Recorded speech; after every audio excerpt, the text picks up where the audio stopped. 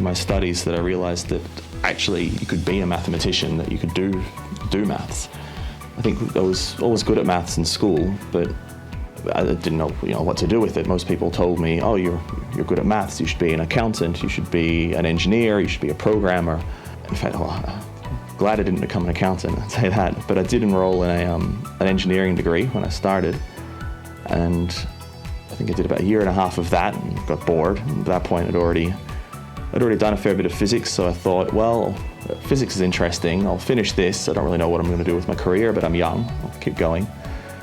And it wasn't until my very last semester at university that I had to make up some credit, just a few units from the way that I jumped around my degree a bit.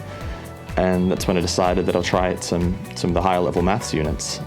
And that was something I'd never seen before. It wasn't the high school maths that I was used to. It was something completely different.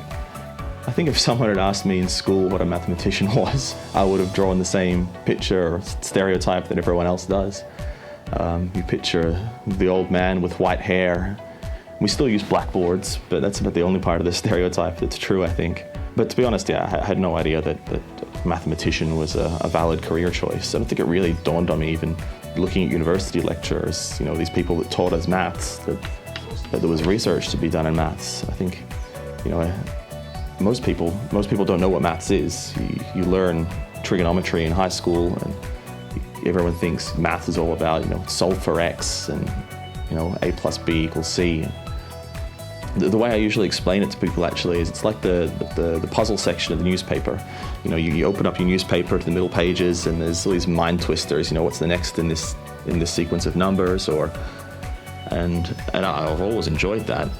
And then just, I guess at some point I realized there was a career that was thinking about solving problems just on a much bigger scale. It's like being the first person to solve the puzzle in the paper, if you like, some puzzle that's never been solved before. I mean, that's a straight line in a balloon, right? But it's clearly not straight, it's curved. If I try and draw another one that starts off parallel, well, at some point they're going to run into each other. And so you kind of think about that as two heavy objects on a curved universe, that even though they're both sort of just seem to be freely floating along, they're actually getting closer together. And so the whole theory of general relativity essentially comes down to studying the geometry of the universe itself.